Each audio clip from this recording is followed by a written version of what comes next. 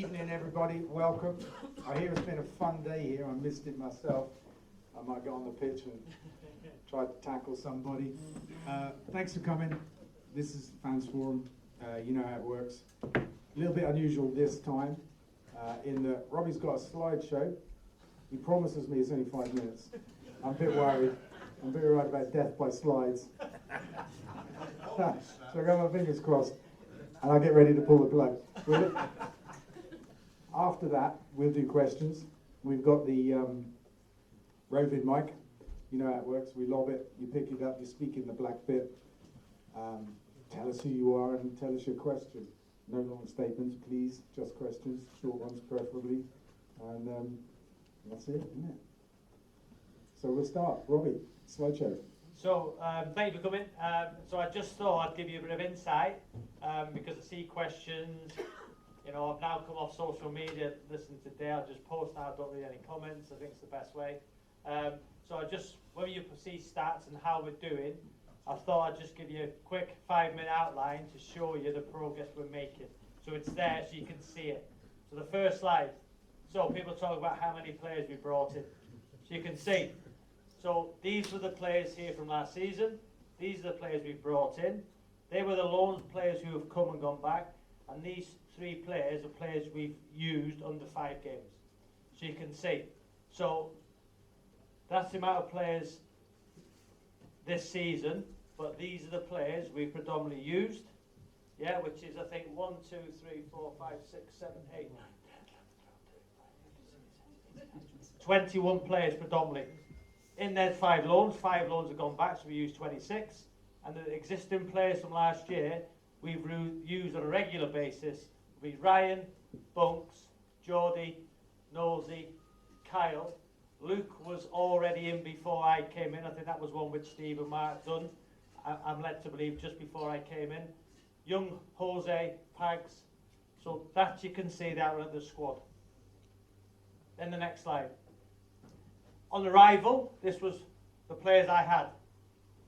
So when I signed, these players were left at the football club.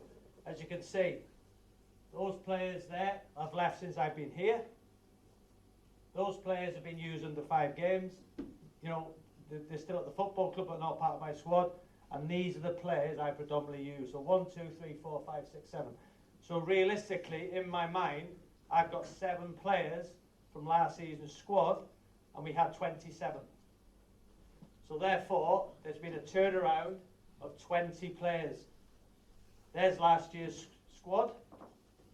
As you can see, those players left. Jed Ward. What was Jed Ward like, by the way? How tall was he? So we just had a debate. So those players left at the end of the season. Those players have left during the season. These players have been used under 5 games, and those players have been left with. So you can see, in the turnaround of players, 20 players have gone. I'm currently using 21 of our own players with 5 loans, and the existing players, so we're probably carrying a squad, which I see as my squad, about 27, 28. So I think that gives you a breakdown when we're hearing all this nonsense, or they're just signing players when they lose. Yeah, which is nonsense, because our recruitment team, Mark, myself, Dale and Asif, we go through strategic things to sign players. And what Dale has said, because he wants us hopefully to get promotion, is 3 of our targets for the summer we brought forward. So Ricardo Reese, Josh Asude, who was on us at the start of the season, and Gabe Kirkhoff, because they had buyout clause, 2 of them, other clubs were interested in them. So we had to move, and we brought them forward because we would have got promoted. So they were for next season, but we'd have lost them if we hadn't acted quick. So that's a little insight. Average age of the squad, 24-25, 26.4. Last season, 27.6. This season, 24.8. And hopefully, next season, we'll try and decrease it a little bit more, but there's got to be a balance with experience. We know that. We've been unlucky with Geordie and Ryan. Have been out for a considerable amount of time. And I think we've missed them, to be honest. But they're a part of our squad. But unfortunately, you know, what we don't want to be doing now is bringing 28, 29-year-old centre-halves in who might cost us well and above what we're willing to pay, because we're on a journey to decrease everything. Dale doesn't mind if it goes up, but this is my idea and Dale's idea. So Dale's never said to me once, listen, you can't bring that player in, because we're on such a alignment, aren't we? So Dale's never questioned anybody we brought in, but we want to reduce the age and the budget, which we're doing really well with Mark's help. Next slide. Players used this season. Interesting. We've used 36. Rochdale have used 33. The teams in the top, Scunthorpe 29. Yeah, going down to Southend 24. The difference between these teams, they've had 2 or 3 years to build. We've built that in 6 months. But you can see Rochdale now, this season, who are flying, 33 players used. So when people are talking about you're just getting players, goes to show. And I spoke to Jimmy McNulty, we played them. The best team he said they've played, they've used 33 players. And that's taken them 2.5, 3 years. So the journey we're on is there for all to see. Next one, Bill. Our XG this season, 2nd in the league. So what that means, every game this season, we've been expected to score 57 goals at this stage after 33 games. Last year, Forest Green 34. So they were expected to score 34 goals last season. So for instance, if you don't know XG, so if there's a shot from outside the box, that might be out of 1, an XG of 0.1. If it's a penalty, I think it's 0.78. So 78 times out of 100 from the penalty spot, you expect to score. So our XG far outweighs last season, with a younger, more dynamic squad with a decreased budget. Next one, Bill.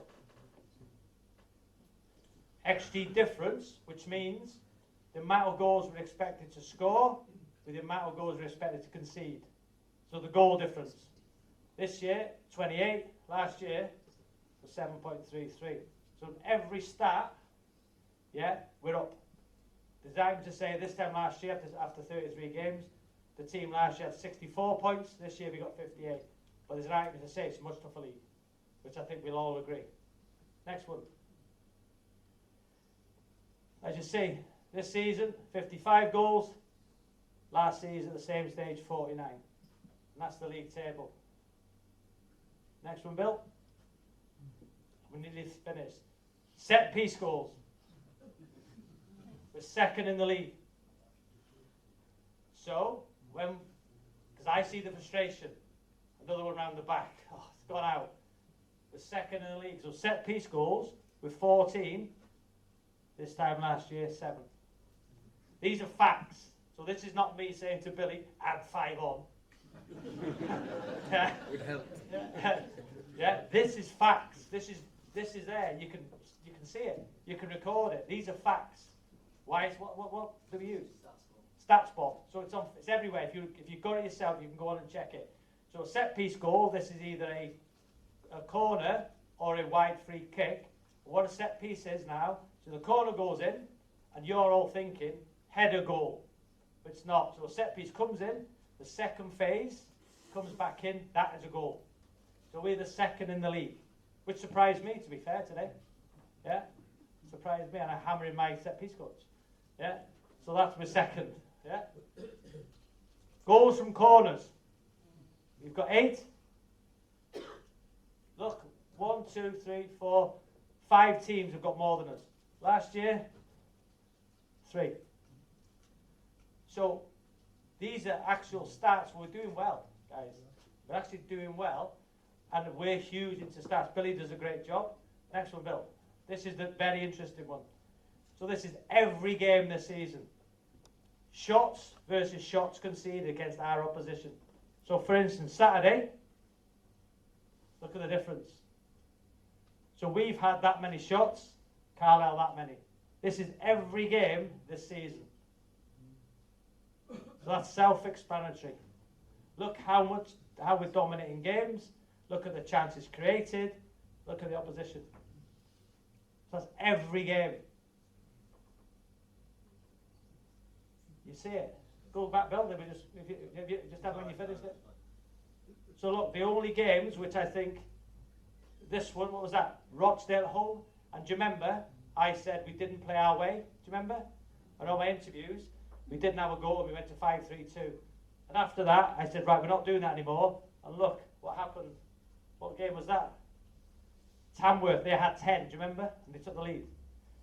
So that there is showing what Dale wanted, a young, dynamic, entertaining football, which we're delivering. Yeah? So that is stats which nobody can hide from. And you can see we're all doing wonderful. You can laugh at that. Yeah? So there you go. So it's a bit of insight, which we do unbelievably well. We do this every day, myself, Mark. And we like data and stats. So there, that you can't hide from that. So that's a little bit of insight before you start hammering me for questions. Yeah, I'm sure that wasn't going to happen. That was really interesting, actually. I was particularly interested to see where Rochdale were from goals from set pieces.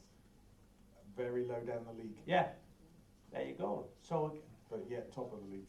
Yeah, the top of the league, yeah. So as much as we're frustrated, and I think there might be a question on set pieces, we're actually second in the league, which surprised me, by the way. And me. Because I'm the same as everybody else. I watch the set piece, I think, why did it go down the back? Why didn't we score? We're going to go straight to questions, I reckon. We've got the box here. Can you give Billy a round of applause, by the way? That was Billy. Well done, Bill. Well done, Bill. Well done, Bill. Yeah, so hands up, please. Yeah. Excellent. Let's go. Oh, that's easy. Do you want to tell us about Eco Park? Sorry, I should laugh into the mic so you can all hear me. It's my least favourite question. Did you know that? No. Well, actually, phrased slightly differently. What's happening with Eco Park? That's my least favourite question. I'm like, oh, where do I begin? It's still in planning, but for the business park, not the stadium. The stadium is consented. We had 30 conditions. I don't know how many are left standing now. I'm going to guess 5 or 10. I think we've gone back to ask for a slightly taller one, only by a metre, but that's a big deal to the planners. And I don't think we've got that yet, but I'm sure that we will. And if things go well, we might start work in a year or so. We might. I was joking to somebody the other day who asked me, how's it going with Eco Park? My least favourite question. And I said, we should have planted trees at the beginning, actually, because we'd have the wood now to build the stadium. Next question. Who owns the current stadium and who will own the new stadium when it's finished? Tricky question.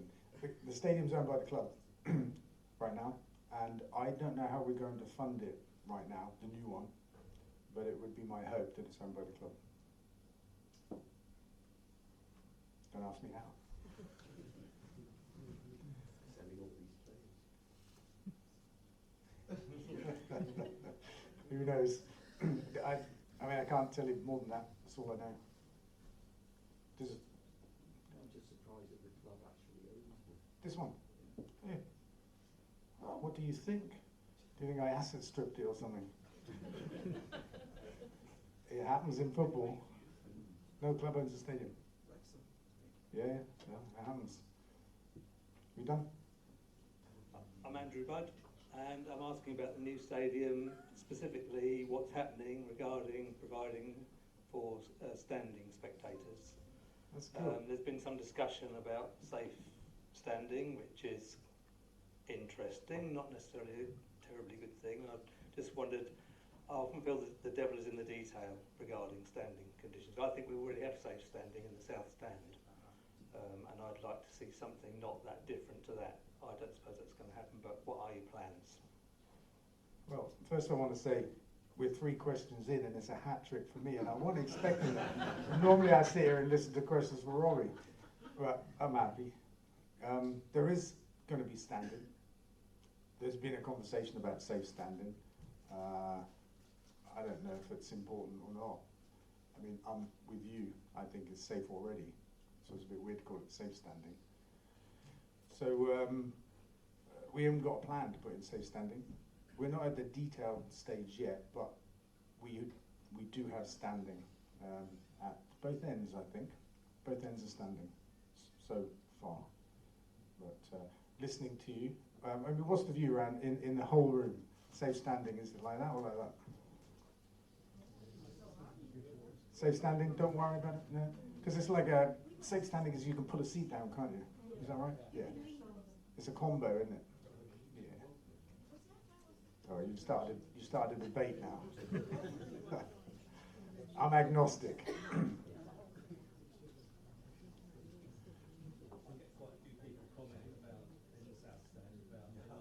The freedom they have to sort of move about, and you know, depending on who's there. I quite like mixing with other parts of the South Stand as well as where I actually do stand, and I think it's part of the customer experience is to have that freedom as a standing spectator, and Gotcha. I'd quite like to see that for that reason, really. Maybe we can do both. Maybe we can have a mixture. Keep everybody happy. Is Kristen Deutsch Huh? going to get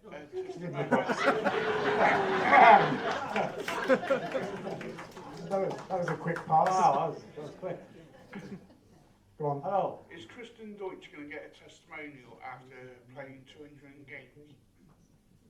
So hands up who thinks Christian Deutsch should get a testimonial. Very good. It's not a conversation I've been a part of, but we better have the conversation We'll now. have the conversation. He's been great for this football club. He's a legend, he's a great man, good person, you know. And he came back. Yeah, he came back, yeah. Yeah, he might have left, but he did come back. Twice, come on. Yeah, You don't so, get better than that, do it? yeah, he would have been in the squad on Saturday, but he rang up in the morning unwell, so that's why he was in the squad Saturday. Julia Stannard, carrying on from that, the Christian Deutsch subject, why didn't he play when Ricardo was cup-tied? So I have, as a manager, you have to go on what you see every day in training, not on history. Deutsch has been amazing for this football club. You know, if people go on history, I'd still be a bit of a Birmingham. So, or Derby. Deutsch is a legend of this football club, and he's been great with me. He's been great around the group. But I watch training. I have 4 strikers to choose from. Whether we think it's Temi, whether it's Cairo, whether it's Doigi, whether it's Reese, and now we've got young Josh in. So there's 5. And because I play with 1 usually, but Saturday I might play with 2, so Doigi comes into the reckoning. So again, as a manager, you have to make decisions. But what I'll say about Doigi is, you know, when he's had opportunities this season, has he had enough minutes? Probably not, from his perspective. But what you've got to think is, I will discuss it with my staff, with Mark, who's my mentor to me, sport director, but we have conversations every day about players. And Doigi, because I want to press, I want to get after teams, Doigi has a different attribute. So again, he's been magnificent, and he will get opportunities between now and the end of the season. And you never know, is it set for Doigi to come on in the playoff final if you get there and score the winner at Wembley? Who knows?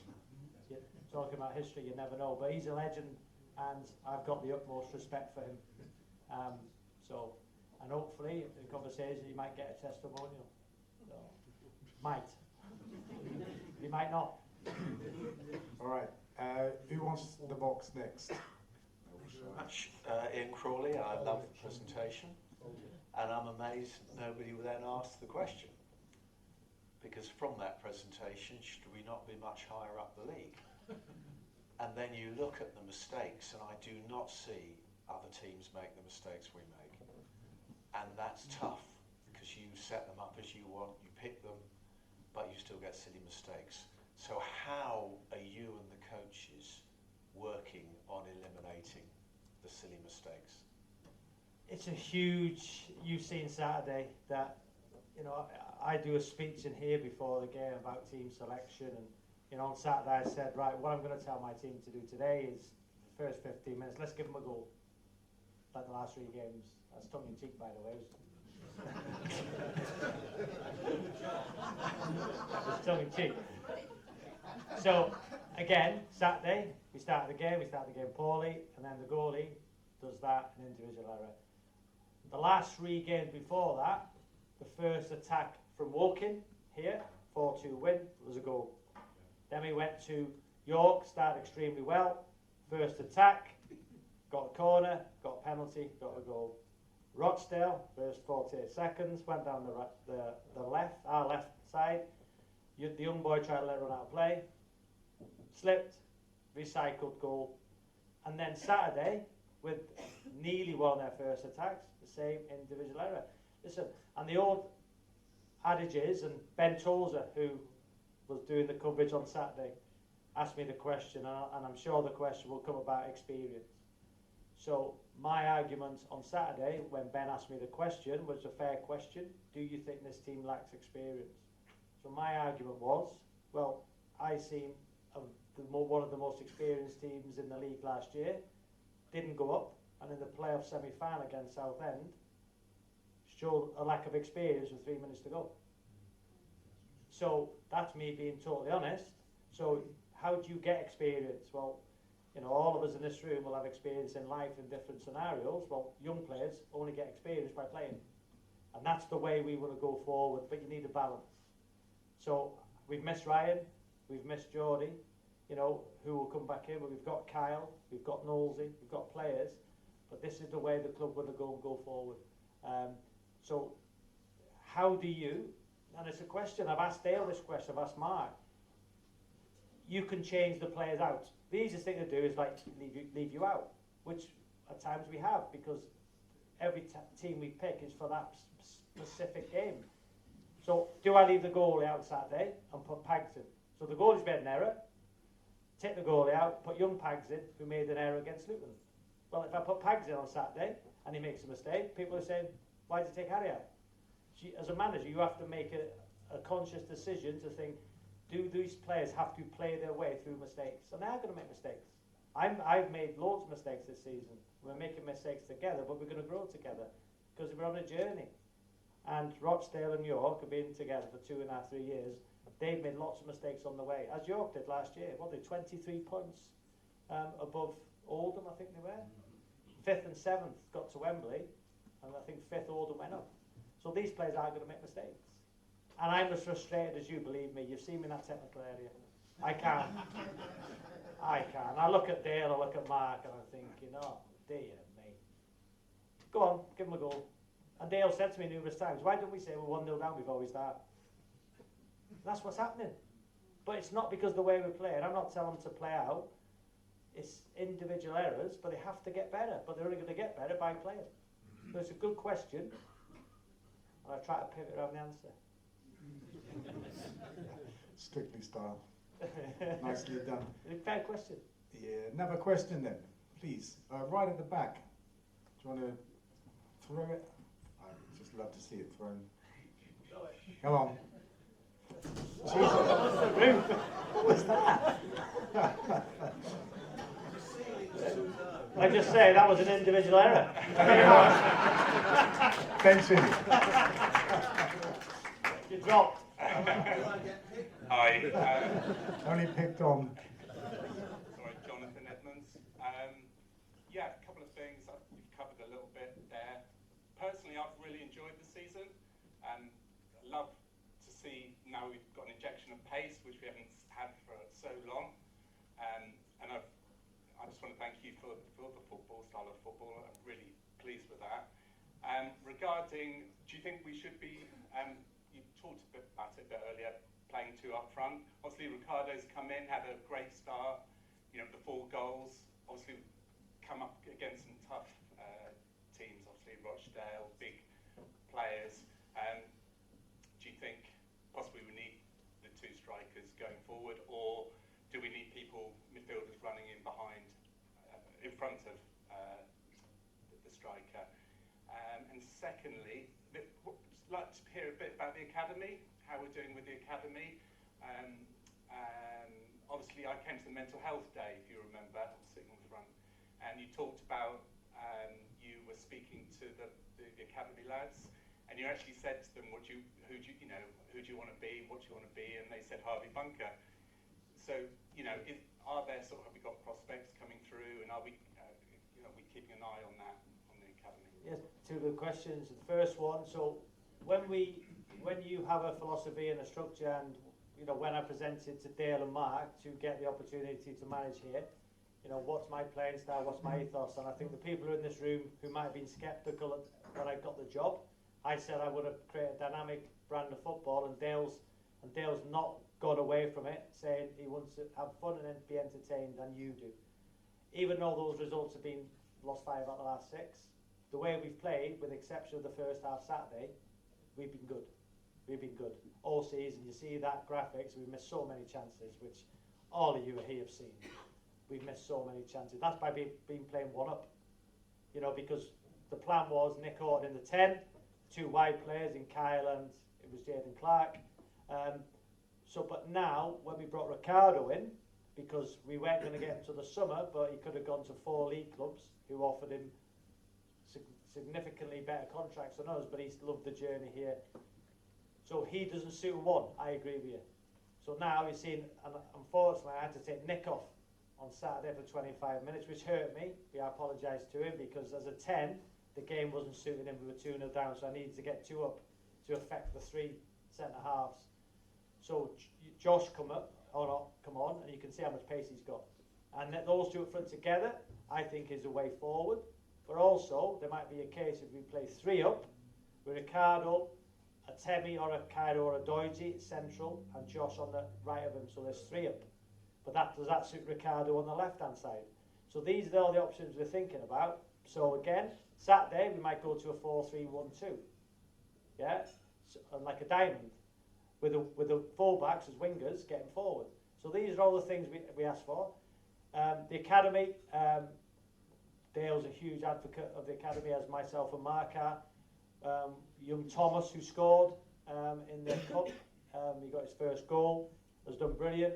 We're in the conversations with Jan. There's 2 or 3 of them. I know they're Hartbury, and that what we're doing for the academy is great. The at the training ground, Jan does a great job, as do all the staff. So yeah, we're in conversations with offering players deals, Mark. That's correct, I think. And the academy is massively important to me, coming through the class of '92, and the future of the club. And Jose, listen, Jose would be in my squad now, but he's been out for 8 weeks. He's done the 3 weeks. But Jose, I think now is the future, and when he's fit, I think he's got a great chance of being in the squad from now to the end of the season. I think most people would probably agree the squad is quite large at the moment. Once it all refreshes and settles down in the summer, what numbers of squad size do you envisage? I mean, not exactly, but of a range of 4 or 5. What sort of squad size do you envisage? 24, 25 players. And following on from there was a bit of a noise around about 6 months ago.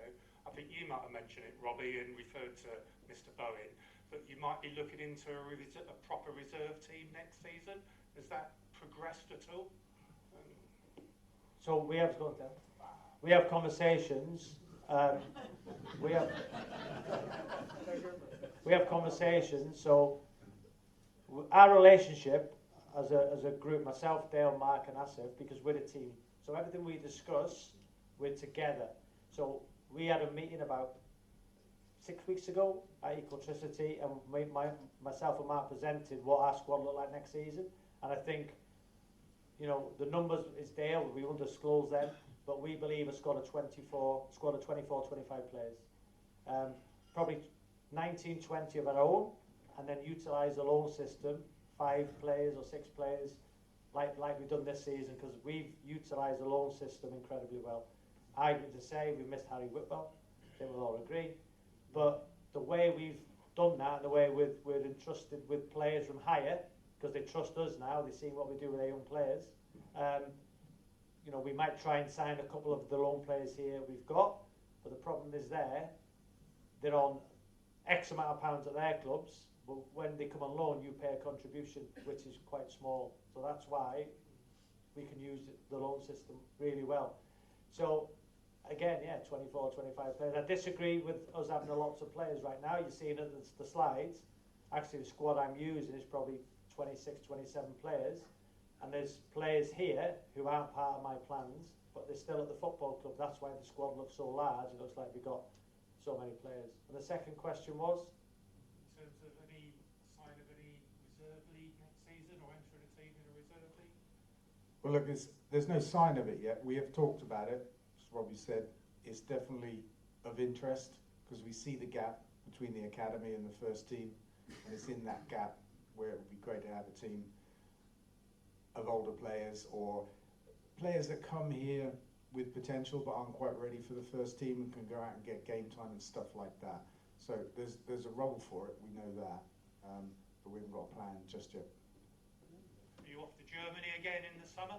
So pre-season, so Yeah. no, we're probably looking at, because we want to incorporate, I know we got lots of fan clubs around the, Europe, because the German fan base was huge, but we think we want to utilise this country, so you fans can travel and watch us in pre-season. So we're looking at several places. We haven't yet found one, but we will. Where would you like to see it? Norwich. Yeah, Mark's from Norwich. Yeah, yeah. I can't. Macclesfield.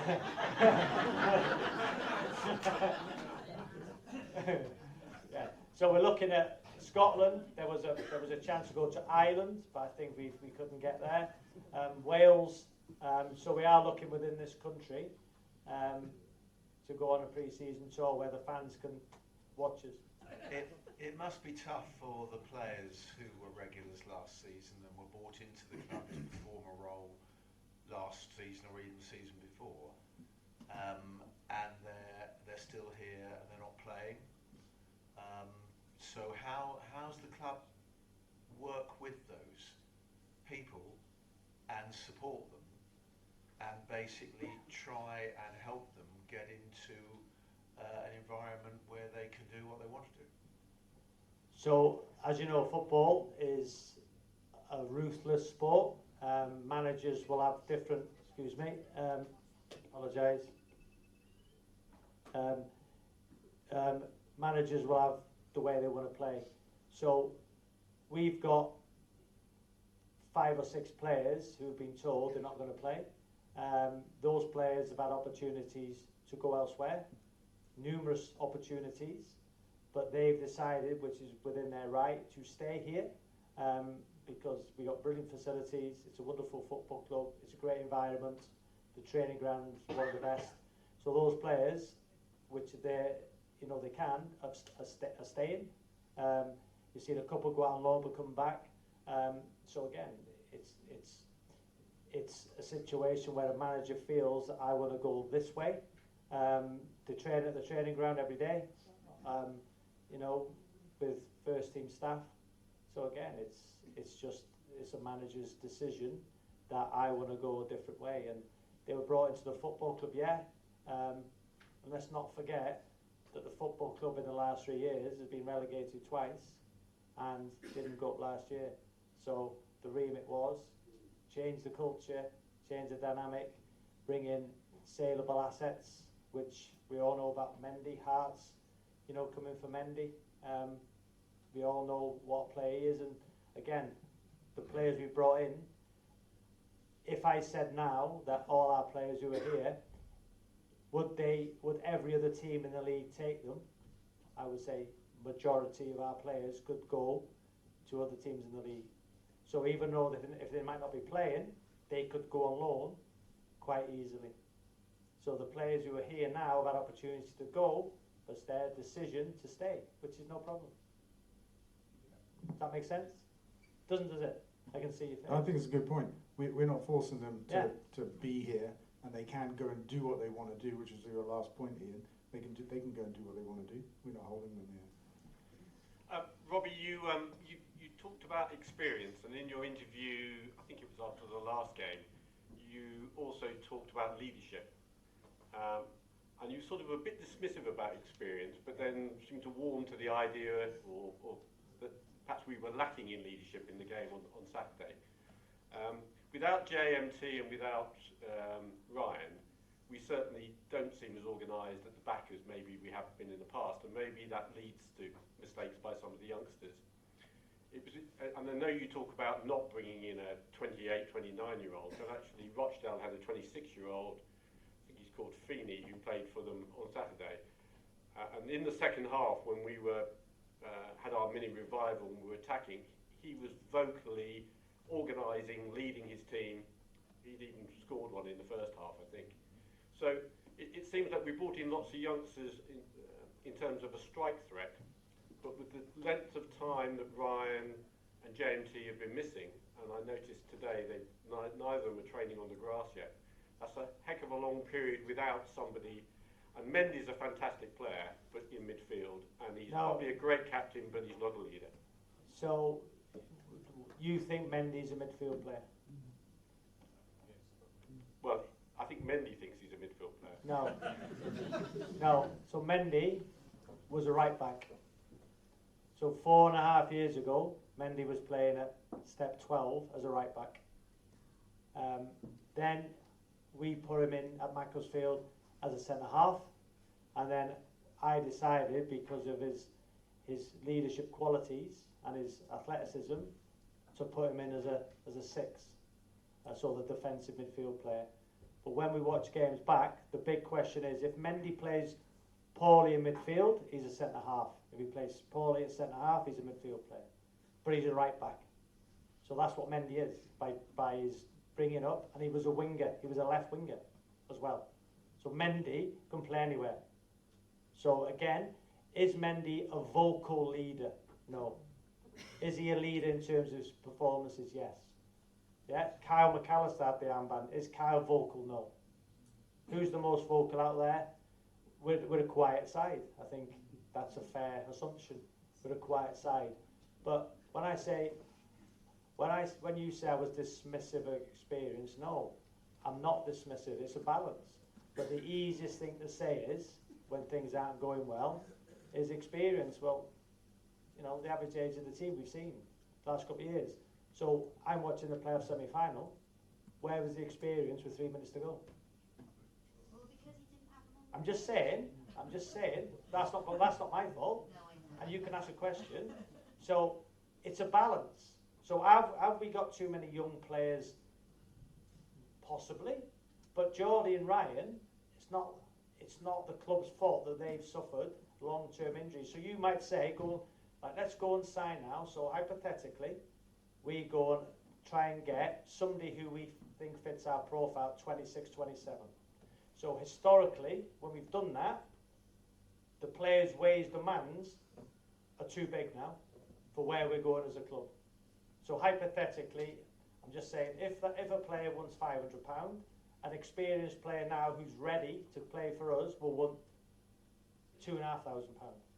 So there's a massive difference, but we don't got that anymore. But it's a fair question. But Mendy's 29, yeah. Geordie and Ryan, when they're coming back now, they will be included in the squad because Geordie's the club captain and he's a leader and he's vocal. But we can't anticipate him breaking his leg, his foot, his ankle, being out for 3 months. We can't anticipate Ryan being out for 6 weeks, coming back against Halifax, doing his calf again, being out for 8 weeks. So we brought Gabe Kirkhoff in, who you've seen has been very, very good. And when he came on at half-time, was probably our best defender at 21 years of age. So he's going to grow with us. He didn't have a lot of competition, I heard somebody say. Fair point. Good point. And I totally agree with you. And just to kind of follow on, Robbie. So I mean, I wouldn't disagree with all that, but surely the youngsters like Kanu and like Kirkhoff would gain more experience playing alongside somebody who's organising the marshalling defence, because we do seem to make an extraordinary. We watched a player dance all the way through us on Saturday. That wouldn't have happened if you'd have had an experienced, robust centre half in place. And if, given the age, so just a quick one then, just on that then. So I'm referring back to the playoff semi-final. What happened? Because that's the game I've watched consistently.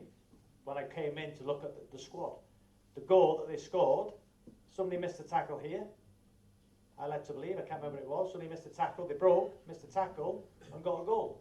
So, the experienced players on the pitch at that point, why didn't they stop for its source? Excuse me? That's good. I think we should move on, because Well, you can I think the pick- point's you been can- made, right? We need a blend of youth and experience. I think the point's been made. We didn't choose to lose our 2 experienced centre-halves. We didn't choose that. So it's not like... But given their age profile, the likelihood of them featuring all of next season as well, I just thought maybe this would have been a good chance to bring in somebody, because otherwise the season will run away and we'll lose more games. No, and we'll not we get- won't let that. We'll win as well, though. Yeah. Hope so. All right, another question, please. So, do you think our squad is, they come across as being quite nice? You know, like in National League, you see other teams and they're all quite in the referee's face. There's a lot of like having a go at the home fans. I don't see that much from our players. It's not something I want to see myself. It's what, sorry? It's not something that I want to see our players doing No, myself. Robbie's got his own view. It's probably similar. Yeah, I don't, but I don't care if other people are, you know, bad on the pitch. I don't want us to be the same. Sorry, just saying. That's how I feel about it. I like to see our players be nice people. it's not criticism. No, I'm just saying, like. I was just answering. I like the way our players are. What about you? I'm not saying bad, I'm not So I think you said about the man management of so I think what we're seeing is when teams come here and the goalie goes down, something happens. I've never seen anything like it in terms of how teams come here, have a low block, and they manage the game better than us at times. I agree with that. But why there's a big thing that my bench, I'm the only one allowed to speak to the 4th official. We don't use foul and abusive language. If they do, it's an internal fine. That's the way I want to portray my staff and my football club. I've been booked 3 times for celebrating last-minute goals, which I will, no problem. And I've seen our staff get booked just for emotion, yeah, which I don't mind. I'll take that all day. But as soon as, we've had no sending offs for foul abusive language, we've had no players, tackles, I don't mind, yeah. As you say, on Saturday, the gentleman said, if my centre midfielder brings the player down, yeah, and it was 0-0 and it was a bad foul and he got a red card, it's game management and we draw the game, it's a good foul. So I get that. I was probably the best at it. I get it. But again, there's a balance. But I'm with Dale. I don't want to see us as a football club having that reputation of, the way they portray themselves. But I get it's a game of football. You want to win. You want to win. But our fans. You just see a lot from other teams, like say like the cheating side, and the referees go with it, don't they? Yeah, but we're not going to. I don't tell my players. Listen, But yeah, I don't want to see that. But I just think sometimes other teams think, oh, they're too nice, and we can get away with that with them because they're not going to retaliate. Can I just say, sorry, you said in the face of the referee, and that was what I was referring to. I don't like to see that, but if one of our players had brought down that man that scored the third goal, I don't know what it was, I'd have been happy. Because it happens against us all the time. We get into a dangerous place, there's a foul, we end up with a free kick. So that's something else. But in the face of the referee and being aggressive and stuff like that, that's not something as a club we want to have. Being aggressive. What I'm trying to say is, say if there was a penalty, we thought it was a penalty, you don't often see our players say, oh yeah, it was a penalty. It won't change the ref's mind. That's what, sorry? It won't change the ref's mind, will it? Really? Did the refs ever change their minds? Brackley knows it. I think sometimes you can get a 12th man and the players sometimes intimidate the referee enough to give a foul. That's the crowd's job. That's what, sorry? The crowd's job. I think Nosey at Brackley, whoever's at Brackley, Nosey for me was a stonewall penalty. He turned his man, got kicked, a foul. Referee booked Nosey for simulation, I think it was. It was a penalty. My players and me at the tunnel half time, I think it was the first half, I'm saying, asking him a question, but very difficult to talk to referees, and it's a tough job. It's a tough job. You're not going to change their mind. Oh yeah, no. There was one which is online. I don't know if anybody's seen it in the corner near the end of the game. Their player kicks the ball out, quite easily, everybody can see the linesman is 2 yards away, and he's given a goal kick. So by me asking a fourth official, not going to change their mind, and it's very frustrating. So. Someone asked me this question the other day, so I'm going to pass the same question on to yourselves. Is there It's a second-hand question. is there agreements with when you take a loan player on? Is there an agreement with the club, their mother club, that they have to play an X number of games or percentage of it, otherwise they're pulled back? Is that true? Or It's a good question. So what we do with Mark, our relation with football clubs. So for instance, when you sign loan players, it's either a season-long loan or up until the January or a month loan. We had most of our players on a season-long loan, but with a callback from both parties in the January. So, for instance, Harry Whitwell, West Brom had a callback in January, as we did. West Brom decided to call him back. We never put in that player will have to play X amount of games, because there's no point. Because what we're doing as a club is, where we're good and they trust us, is, so for instance, the club, mother club won't say to us they have to play 15 games. No. So our players can play one game or every game. But all our loan players, when they come at the start of the season, the club will put a call back in January, as we will also have a window where we can send them back, because it might not work out. And probably Harry Whitwell, West Brom called him back, and he played against Norwich at the weekend, and we feel we've done our job with him, and we try to get him back, but unfortunately he's back in their team now, so we try to get Harry back. Isaac Moore he's got to sign for Solihull today. So again, Aidan Dowse went to Scunthorpe. So yeah, we're in a great position with the loan mark, but that's how it works, where some we might send back, some might get called back. Yeah, I just wondered, at the end of the season, whether we're at the top or we go up, how do the players feel about a bit of loyalty to stay rather than go to another club? How can we help to keep them from moving? Give them £8,000 a week, that'll keep them. Yeah, and it always can't be on money, surely. Honestly, you'd be surprised. If we've got them there, is there no, do they not feel loyalty to the club to So loyalty is an amazing word in football, and you know, I'm sure Dale's been involved in this football club for a long, long time, and you know, maybe Dale's in a better position to speak about, you know, because Dale's been so loyal to this football club, and you know, players have come, managers have come, you know, people will come and go. The only thing that, you know, I call Dale the owner, but Dale doesn't want to call himself the owner, a custodian. Yeah, he's the owner, but this club might be passed on in the future from Dale, but the fans and Dale are the constant at this football club. You know, I want to take this club into the championship. I really do, and I was linked with jobs. I don't know how, you know, but I've promised Dale that I will be loyal to Dale, and if I've got opportunities to leave, you know, I would always speak to Dale face to face, because he's given me the most amazing opportunity in my life, and I will honestly, hand on my heart, and I say it here, I will always be honest and truthful to a man and a man over there who's looked after me, and I see them both as father figures. I really do. So my loyalty. We were laughing about this earlier, because he said it about me. He had heard something I said and he was listening and doing it, and then Mark says, "I've been telling him this, but you don't listen to me." I said, "You're also a father figure, right? Because it can go both ways." But inevitably, loyalty in football is right now. Players out. Just say a player now. We got promoted and we offered them £1,000 a week, hypothetically, and a club offered them £3,000 a week. Where's the player going to go? That's how football works.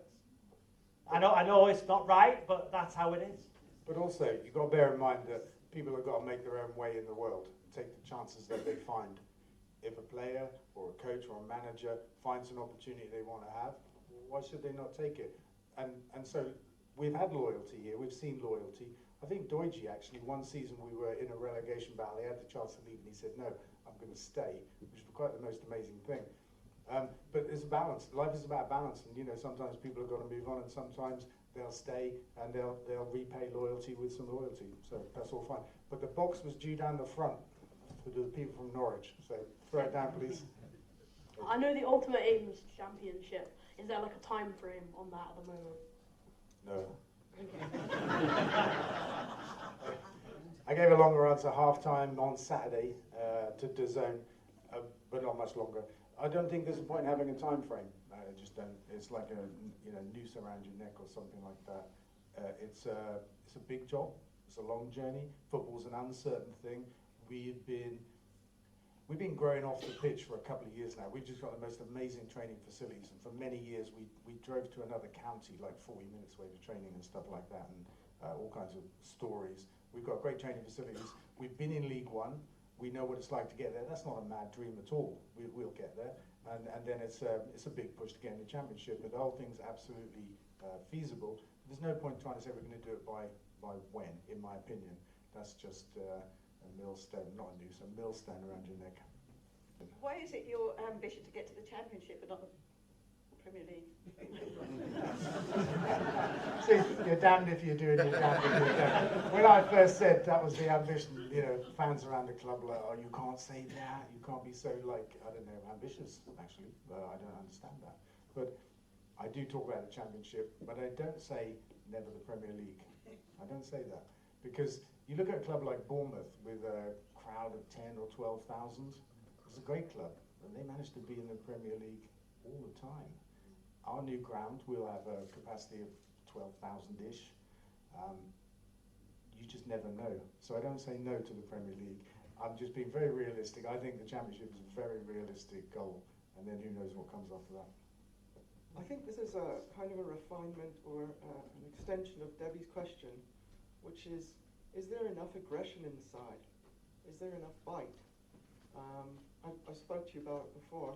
I'm a huge fan of ice hockey, and when our best player gets taken out by an opponent, I don't think he should be the one standing up for himself. I think someone else needs to go and tread on that guy's toes. I'm glad it wasn't a vegan question anyway, at least that. Yeah, but that comes from within. You can't give anybody. Listen, I was a different player. I had that in me. So everybody's different, and that aggression is, who's the most aggressive player in our side? You look at Gilly, the way he plays, he's aggressive, and You don't want him doing that because he's the skill player. I think you need someone. Yeah, but it comes. We've got Steve McMahon's brother coaching us. So. John, yeah. Maybe you know someone. He's a brilliant coach. It's a difficult one because you can't give a player that mentality of desire, but they've all got desire to get to where they've got to, because all these players we've got have had to, survive football. And what I mean by that is every day as a player and as a coach and as a manager, you survive every day. It's a tough place to be, and I thought management was easy until 6 games ago. It was easy. But I tell you, it's hard, but you need it. You need that desire. And one thing I'll say on Saturday is, did we lack that desire? I thought we were sloppy. I thought we looked casual. And that's desire. That's desire. And trust me, Saturday, I'll be saying all the things about desire, about hard work, about don't make mistakes. But again, how do you give desire? How do you give it? They should be, every day they come into Junction 13, they should be thinking, right, I'm going to be the best trainer today. I'm going to be the best at everything I do. I'm going to score the most goals. If I'm a striker, I'm going to keep the ball out of the net. And I think it was Dale made the point. If we start games like we're finishing games, we'd be top of the league. And if we'd have taken in the draws, I think it's 10 draws we've had, in the chances we've had in those games, if we take one moment in 5 of those games, we're at the top. It's fine margins. It's such fine margins that, trust me, myself, Dale gets 48 texts after the game. That's when we win. It's double that when we lose. So So does Mark, because we are looking for solutions. And sitting here, and the business people in this room, you as a manager, is it about tactics? Not really. Is it about firefighting, problem solving, and man management? Yeah. Tactics take care of themselves because we can see a game. But how would you give somebody that desire to stop a cross, to block a shot? Want to take someone out? You can't do that, you know, because we give a penalty where the Scunthorpe Yeah, and not a penalty, but that's ice hockey's different though because you can smash into people. Well, no, but that situation. And they have proper fighters in the team. But that situation And they carry sticks. Ricardo used to got himself set off in that situation where Mike. I don't think he needs a. I don't think he So needs Ricardo, Speak into the box. so Ricardo it was at Sutton. Yeah. So Ricardo, so the referee, the foul on there was there with Mark. So the foul on Ricardo on the far side is a red card. The red card. Then the referee played on because he think we had a chance from that. But instead of blowing the whistle and eradicating the mass confrontation which led to Ricardo's challenge, it's a red card. And since then I've spoken to Howard Webb and the game was analysed. Ricardo shouldn't have been sent off for the handball because it come off his chest onto his arm. It's not a deliberate act. It was a wrong decision, which I think now they've clarified it was a wrong decision. And the referee should have sent off the player, which then Ricardo, going back to your point, so he showed that reaction. Ricardo should have been sent off. It was a red card. But they should have got to that point. So when you were in retaliation, if the referee would have then sent Ricardo off, what would I be saying, Ricardo, what are you doing? We lost you 3 games. Inevitably, we lost him for 1 game because it was 2 yellows, and we missed him against Altrincham, and on that graphic we had 30 shots in the second half, and we scored 1. So we got punished for a wrong decision because it was handball. We missed him for the game against Altrincham, which we created 30 chances, and we didn't win a game. So we're getting punished. Anyway. I think that's a good point. We don't need to make it worse. No, we don't. What did you and your mate Mark Hughes talk about after the game on Saturday? What did me and Mark Hughes talk about? Yeah. Nothing. Crowd I- size? More crowd size? So crowd size. Yeah, again, so we really wanted to win that game Saturday, and you heard Gilly's interview after about the rivalry because he was my hero. I thought I spoke really well of him both games. I thought, Mark is a brilliant manager. Mark was his assistant for 20 years. Mark spoke to Mark more than me because I wanted to be focused on my team. And after the game, I shook his hand. I was respectful as always, but I didn't really speak to him because we wanted to win so much because what happened at Carlisle and the fan abuse which I received. We wanted to win, and at half time, I didn't want to engage. It was a tough night, because I wanted to beat him. We wanted to win because of what happened up there. So trust me, when you feel it, I feel it more than anybody in this room. I really do, and they'll testify to that. I take it to heart, and the hardest thing for me, which is not your fault, I live away from home, but my family up north. So I'm going back to an apartment. That's why Dale and Mark and Asif been so good because they're the people I talk to. Because I feel isolated, and we've done that thing with Simon, didn't we, about mental health? But it's my choice, and I wouldn't swap it for the world because I've got such a great opportunity. I'm going to make most of it, but I'm going to make mistakes. Mark 3 games ago when they played York or Rochdale at home was arguing with 30 people behind the bench. Again, coming off a Saturday, there was 1 or 2 saying the football's not good. But I get that, opinions. But I think you can all see in this room where we're going. And we're so close. And we'll get there, whether it's 2 or 3 years. But that's where we're going. And that's what the plan is. And the plan's not going to change until I'm told any different. You just mentioned, Robbie, desire. But isn't that closely related to confidence as well? If you're a bit intimidated by sort of a more experienced player against you, for instance, you may want to get the ball from him, but you've got to have the confidence to go into it as well. It's sort of closely related. So again, so if you look at the last 3 games, Did we have a confident team against York? Yeah. Did we have a confidence team against Rochdale? So Rochdale have had more possession than any team at home this season. We went there, we had 61% possession against their 39. Created more chances, but they won the game 2-1. So inevitably, we all look at the stats, and we put the stats out on social media, yeah, and people are now starting to take the mick out of us, but why not? They're the facts of the game. Win, lose or draw, that's what we do. Yeah, and we'll do that consistently to the end of the season. So this team has got so much confidence, got a freedom. You'll see them on the sideline, I get emotional, but I've never said do this, do this, do this, do that. I give them a freedom, especially in the final third, to do what they want. Go and express yourselves, play with the confidence. And they've had a dip. They've had a dip. You know, and that dip will be better. It will.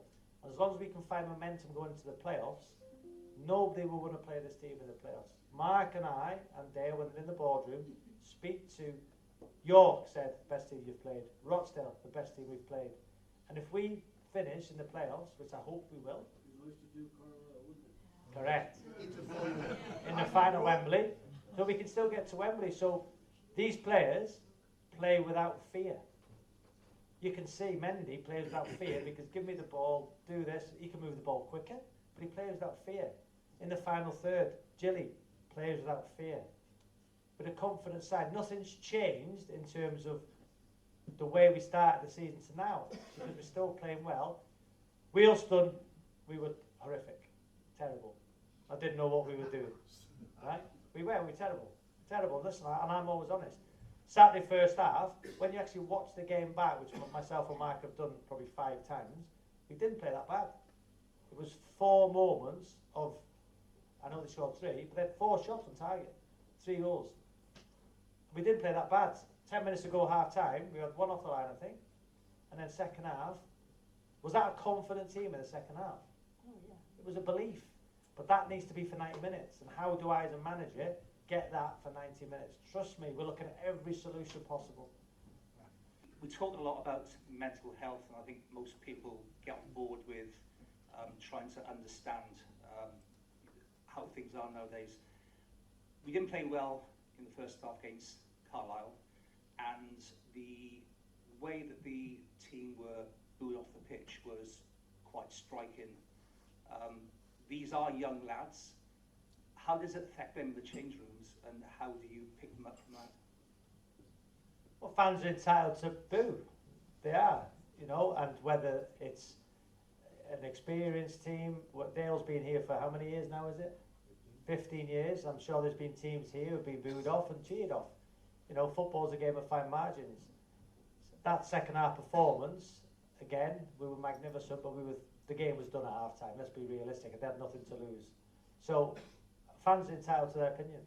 Of course they are. So I'll never say fans don't boo, because they pay their hard-earned money, and listen, 95% know what we're doing.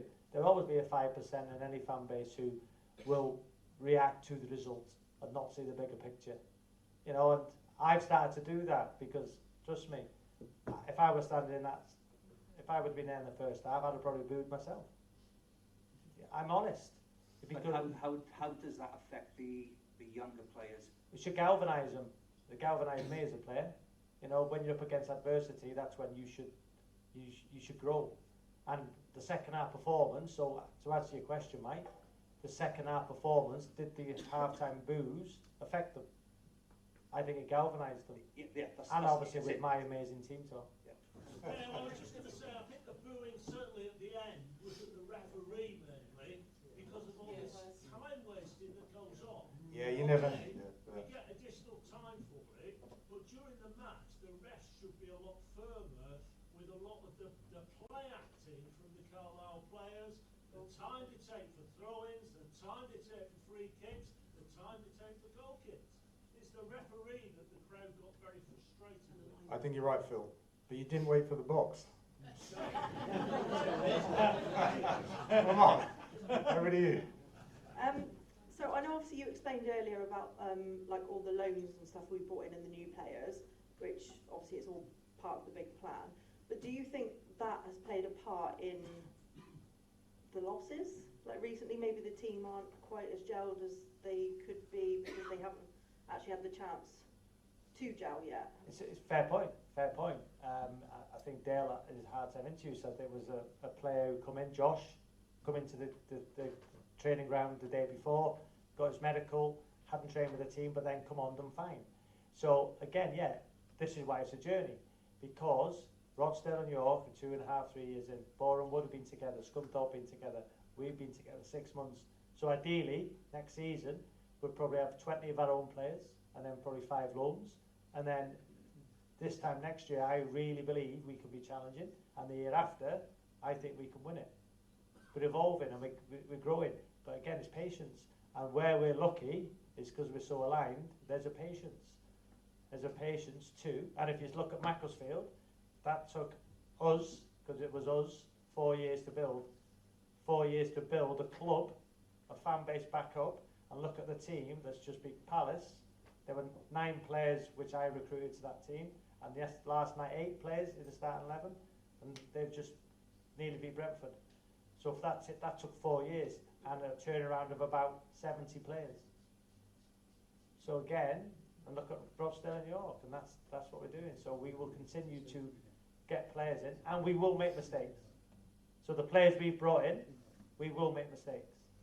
But I think if you're bringing 25 players in, if you make 5, you're doing well. I'm not saying we've made 5 mistakes. Well, Mark probably has 5. Hey Robbie, just wondering how far away Rye is. I know we might have brought him back a smidge early and he had a re-aggravation, but any idea how far away he is, because we do miss him. I was wondering what you think. He is on the grass. He is penciled in to be available for Gateshead. And I let my staff own their own departments, Jake the physio and Alfie. He's on the grass, had a little setback neurologically down his calf, but that's recovered. So he's on the grass, done yesterday and today. He come for lunch today, went back to do his work in the afternoon. Should be penciling for Gateshead. And then if I pick him, he'll play. If I don't, he won't. Perfect. Down the front, please. But I agree with you, he's a leader. Yes. He's a leader. Question, Robbie. I love the dynamic football. We play attacking, all-out attacking football is great. And at the beginning of the season, that's what we were doing. Crisp passing, defence splitting. Now, why when we come in front of goal do we tend to, one player tends to pass to the next or turn back, pass to the other one? Why not beat the man, fire? Very aggressive question, that, Ken. Yeah. Totally agree. I can see your frustration, and trust me, so my message is exactly. You'll hear me. Shoot. So when you get in that position, why take the extra touch? Why? Listen. But why are they doing it? Because at the beginning of the season, we were cutting defences open. Now I understand that clubs watch videos, they find out about us, but we should be able to still do the crisp passing, beat the man, hit it. If it takes a deflection and goes in, who cares? We're 1-0 up. So, like the shot against Halifax, Carla's shot, 25 yards out, keeper should have done better, went in. Yeah, absolute rubbish, but it's a goal. So, my message to the players, Ken, and Mark, every single day, you'll see it in the final third, play with the freedom, it's your choices. So I don't want my players to be robots in the final third. So, you'll hear me, shoot. So why don't they? That's their own decision. But surely as professional footballers, that's their own individual decision. They know from the beginning of the season when we ripped teams apart, they weren't even in the game, the other teams. But now, they're going, no, you have a go. No, I don't want to do it, you do it. So if I was a coach saying to him, right, tell you what to do now, when you get there, don't shoot, pass it. I'm saying the same messages, but maybe that comes a little bit of confidence. Yeah, a little bit of confidence. But I've said to him, and the biggest thing, which myself and Mark, when I was at Blackburn, and Mark will tell you this with Mark Hughes, that in the final third, and do you remember Scunthorpe away, Chibi, a 1-1 went through, 1-1 with the keeper, squared it behind Temi, they broke and scored. So that moment in, I've always said to my players in the final third, end with something. So shoot, the keeper would have saved it, parried to the side, we'd have got a corner, a goal kick if you shoot and miss, deflection, anything can happen, but finish with something so then you can reset.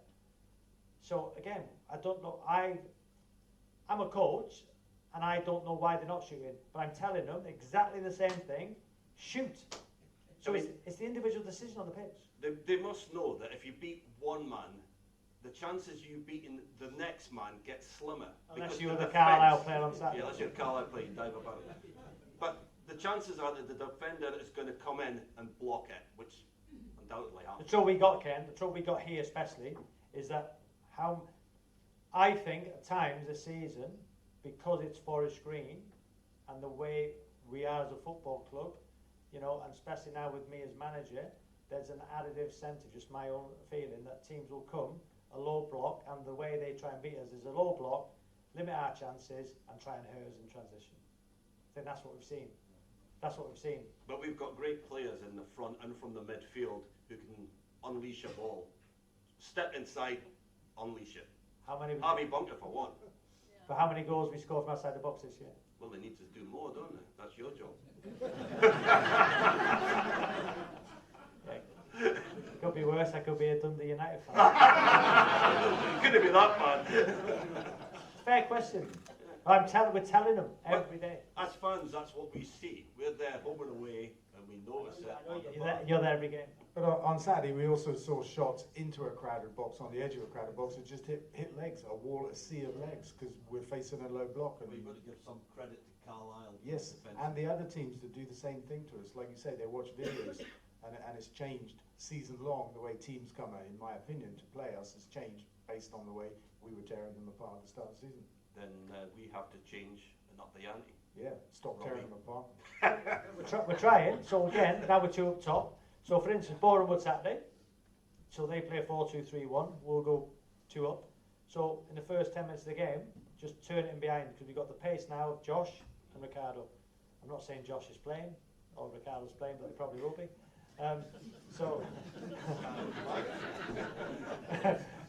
So again, first 10 minutes, put it in behind. Play in their half, because we've got speed. So maybe earn the right instead of trying to play out from the back and giving silly goals away. All right, let's move on. Question from Norwich, please. Are you planning to bring in any more players before the summer? Yeah, 438. So we can make the bus. We need a double-decker bus now, and a train, just for all our players and our coaching staff. So, listen, we hear the noise. I just don't read social media. Yeah, I'm going the same way now. But the noise, play well against Forest Green, they'll sign you. But I think we're more educated and more experienced and more, you know, with our metrics, analytics, we see players and we know what we want and we go and get those players. So again, we can attract players, and this is what we'll do. So I would say right now, probably not, because I think we're really happy with the squad. Just do one for a laugh. For a laugh. Right, okay. No, listen, Macclesfield have done great, so yeah. To answer your question, probably not, but you never know, because Dale's always on to me, Mark, if there's a player that we want who can make us better, Dale's always said that. So let me tell you, this man will always ring us and say, do you need better than what we've got? And I've never known anything like it, because he cares that much about your club. Fair enough. Oh, yeah, good. Hi.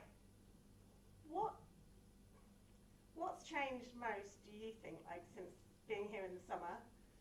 Like, what's the single thing that has, maybe the thing you've learned, or the thing that you feel is it what you expected? Is this where you wanted to be? Where you expected to be? What's looking at that? It's a great question. Is it what I expected? It's harder than what I expected. The loss is because I'm a young manager. You know, I'm quite old. I'm a young manager. Thank you very much. The crowd will Good night. Yeah. Good night. Yeah. Good night. Appreciate it. Thank you. Thank you. Got an appointment, that's all. You're going to miss the best bits. I think I've learned my emotion needs to be controlled more, because I'm high when we win, and when I lose, I'm so low. And I think, you know, when I see Dale how calm he is consistently, but that's my emotion. I always say to Mark, I can't change. And Mark says, well, you have to. I can't miss anything, so every minute of training, I analyse games and I never go home. You know, so I think I've got to learn, the biggest thing for me is to go home and spend time with my family, but I think I can't because I'm so passionate and so determined to repay these people that, and again, so I think I've learned I need to control my emotion better, and when we win, I'm in the crowd singing. And when we lose, I have the worst night ever. But that's me, and I've got to change. But will I change it? No. Because I'm very, very lucky. Listen, I'm a football manager at a brilliant club with opportunity to get us up. And I'll prove people wrong as I did all my life. So it's a great question. But I need to control my emotion. And the biggest thing I've learned is not to read social media, which Dale doesn't do, and now I'm not doing. Do you know what? For the last 48 hours, I feel a lot better. You know, because not only my son told me as well, because he's playing tonight against Bolton and for Reading, he's come off it as well, because people are horrible. And again, not reading it is the best thing to do, so I'm not going to read it anymore. So it's good. Yeah. And you did try veganuary. And I tried veganuary, yeah. That wasn't that hard. Yeah, it was good, loved it. So why did you not carry on? Why did you stop at the end? That's a good question. If it wasn't that hard. No, it was great. Honestly, The food is, yeah, the food's amazing. And you know, To be fair, he did say he's thinking about it. Yeah, I am. Have you made some long-term changes though from that? Yeah, milk. Yeah. It's oat milk. Can't call it that now. Oh. That's actually right. I've seen that today. It's actually right. What's it called? Supreme Court, they changed it. They can't call it non-dairy. It's now can't call it milk. It has to be called drink. Drink. It's crazy, isn't it? I mean, what's going on? So I've changed my I think it should be called cow's milk. Why just call it milk? Let's be clear about where it comes from. Or animal milk. Right? Oat milk, animal milk. Make your choice. Not to shame anybody. Anyway, let's have another question, because then I think we might have to go. A technical question, really. I've noticed at corners that we don't have a player coming in from the far post, and it seems to every other team seems to have someone coming in with speed and therefore agility and ability to go high. Like I'm thinking of Maguire. Maguire's a classic example. Harry Maguire. Harry Maguire. Harry Maguire, yeah, sorry, yeah. Harry Maguire. If you watch where he's standing for most corners, he's coming in from the outside post, and I just wonder, we all cluster in the middle, and defences seem to be able to pick us off. I think allude to that graphic, we got the second most goals from set pieces in the league. Sorry? So on the graphic we showed, we've got the second most goals from set pieces in the league. Right, I didn't know that, but oh, sorry. I'm thinking of corners. And we've got 8 goals from corners, and we had 3 last year. But so we brought in Wayne Hatswell, who scored the best own goal you've ever seen. We've all seen it. Yeah, before a screen. Yeah. So again, we have certain routines, and statistically, short corners provide more goals from corners. You know, there's a book out on numbers of the numbers game, I think it is. And it shows that short corners are more effective. So again, going to your point, is we have a routine from the set piece goals, so somebody has to run around the back, to your point. Yeah. But set pieces is about desire. Okay. That was a really good question, sir. Thank you. Okay. Yeah, it was just really a shout out to the groundsman, Nick and his team. Brilliant. How they've got some of those games on this year, it's unbelievable with the amount of rain, 40 days of rain. So I'd like to thank them. Look, I want to thank you all for coming. I want to thank Robbie and Mark for giving up his time, even though Mark didn't get a question.